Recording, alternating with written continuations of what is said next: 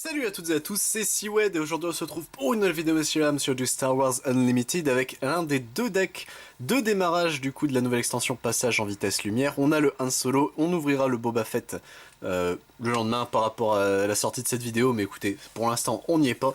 Donc hop, le Han Solo qui est juste ici donc contient un booster Passage en vitesse lumière, ça c'est bien. Hop, ça explique un petit peu plus le prix des decks car ils sont à 17,50, je trouve ça extrêmement cher. Mais écoutez, Passage en vitesse lumière, donc deck de démarrage Han Solo. Plongez au cœur d'une galaxie au potentiel illimité avec Star Wars Unlimited, un jeu de cartes à collectionner rapide, rythmé et facile d'apprentissage. Vous affronterez un adversaire au cours de batailles passionnantes à l'aide de personnages emblématiques de la galaxie Star Wars. Gérez vos ressources et tirez dans le mille avec ce deck de démarrage Han Solo. Vous y trouverez la carte leader Han Solo qui est exclue, techniquement il y a des cartes starter, ça je vous en parlerai, on les découvrira de toute façon, ainsi qu'un deck préconstruit de 50 cartes mettant en valeur les capacités de ce personnage. Ce deck intègre des cartes provenant des 4 premiers sets, ainsi que 4 cartes exclusives de rareté spéciale, en 3 exemplaires chacune. Donc ça c'est pour voir le playset, ce qui est bien, hein. Ça c'est vraiment bien, c'est bien pensé, c'est bien gentil. Et les pions nécessaires à la partie. En bonus, un booster passage en vitesse lumière pour compléter votre collection. Donc matériel, un deck préconstruit de 50 cartes, une carte base, une carte leader, 3 cartes jetons recto verso, 31 pions, un booster de 16 cartes aléatoires. Et ben perdons pas plus de temps messieurs dames, hop. On va pouvoir découvrir ce qu'il y a à l'intérieur du deck. Hop.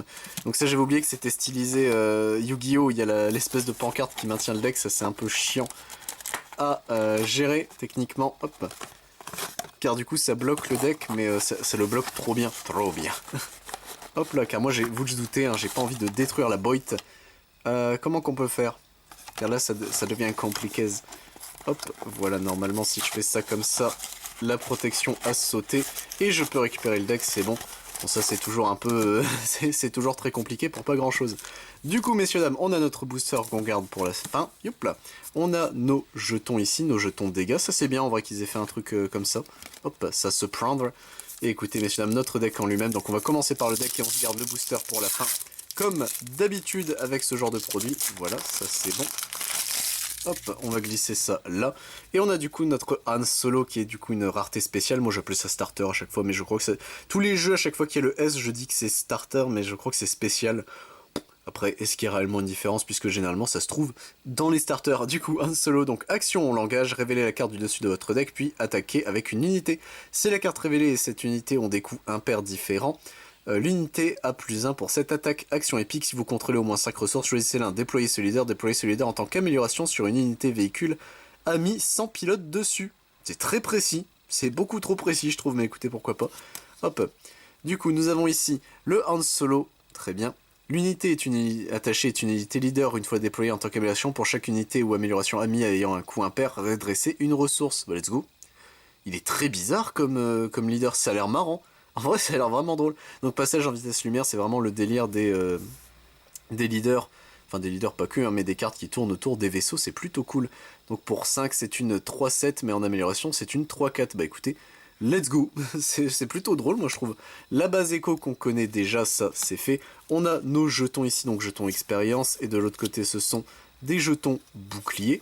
Ça, au moins, c'est clair, net et précis. Nous avons du coup un déserteur clone qui sera en commune, très bien, hop, voilà, ça c'est bon, c'est pas des nouvelles cartes. Grido ici, qui sera une Unco. Nien Numb ici, qui est une rare, très bien. R2D2 en Unco, ok. Le pilote de l'escadron Dagger ici, fort bien, hop. Le transfuse du cartel ici, ok, ça se prend, hop, tac, voilà. Escort Wolfpack ici, très bien, ça se prend également, hop. Nous avons Amiral Akbar ici en rare, fort bien. Ouyang ici qui sera également en rare. Leia Organa ici, ok.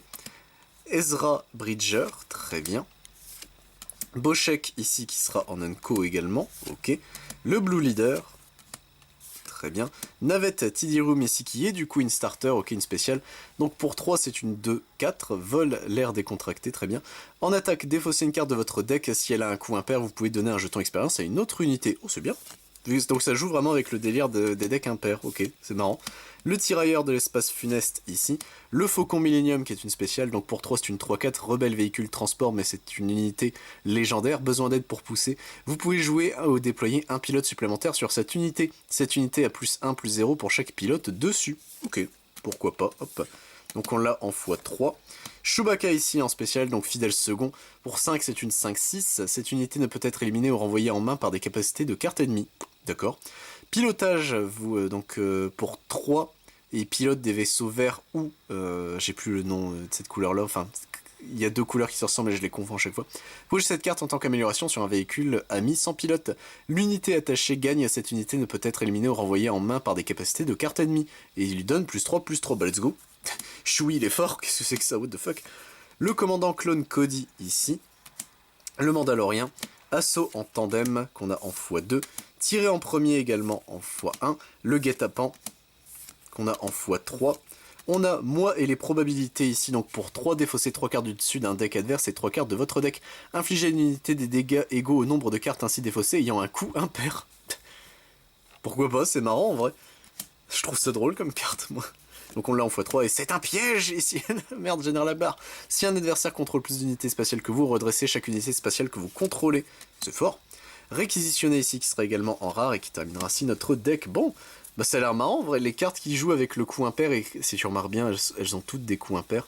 Soit elles coûtent 1, soit elles coûtent 3, soit elles coûtent 5. Et pas plus haut, étonnamment. Bon, tu vas me dire après, c'est déjà suffisant.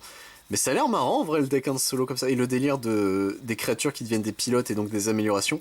Pareil, je trouve ça extrêmement intéressant, même si en termes de gameplay, ça doit être très bizarre à prendre en main, je pense. C'est pas des. Alors, c'est des decks de démarrage qui sont censés t'apprendre, mais je trouve la mécanique peut-être un peu hard pour un début. Quoique. Non, en vrai, ça doit pouvoir se faire. Mais en tout cas, vraiment cool le deck. Bah écoutez, plutôt curieux. Et on va pouvoir terminer la vidéo, messieurs dames, avec notre booster de 16 cartes supplémentaires, le passage en vitesse lumière, la nouvelle extension en soi. Hop. Voilà, ça c'est bon. De mémoire, faut pas réordonner hein. Le booster, je crois que c'est bien fait de mémoire Star Wars. Donc on a ici Kazuda Xiono ici qui sera un leader en rare. Bah let's go, je crois qu'on l'avait pas eu en plus. Donc ça au moins c'est fait. Très bien. On a une base version full art, le chantier naval de Nadiri. Ok. Transporteur de taille Quasar ici. Ok. On met la gomme, conscrit indoctriné, concentrer les tirs, recrue déterminé, par le SAS, chasseur d'escorte impulsif, Stormtrooper du premier ordre, CR-90 humanitaire, Poe Dameron ici qui sera du coup la première unco de ce booster, Capitaine Tarkiar notre deuxième, Gold Leader notre troisième, nous avons une rare, ce sera l'assaut supraluminique. Est-ce qu'on l'avait eu, l'assaut supraluminique dans les displays? Je ne sais plus. Et en foil, nous avons le prototype de taille Advance. Bah écoutez, je dis clairement pas non. Sur ce, messieurs dames, j'espère que la vidéo vous a plu, que la découverte du deck Han Solo de passage en vitesse lumière vous a intéressé, savoir si ça vous a convaincu d'acheter ou non. Je maintiens toujours, hein, je trouve ça extrêmement cher les decks Star Wars. Après c'est des duo decks, etc. Il y a beaucoup de choses hein, qui font que c'est quand même attrayant, mais ça fait partie des starter decks les plus chers, je trouve, sur le marché, donc c'est toujours à vous de décider si ça vous intéresse ou non. Donc moi je maintiens que autant il y a certains jeux où tu te dis le starter deck pour apprendre, etc.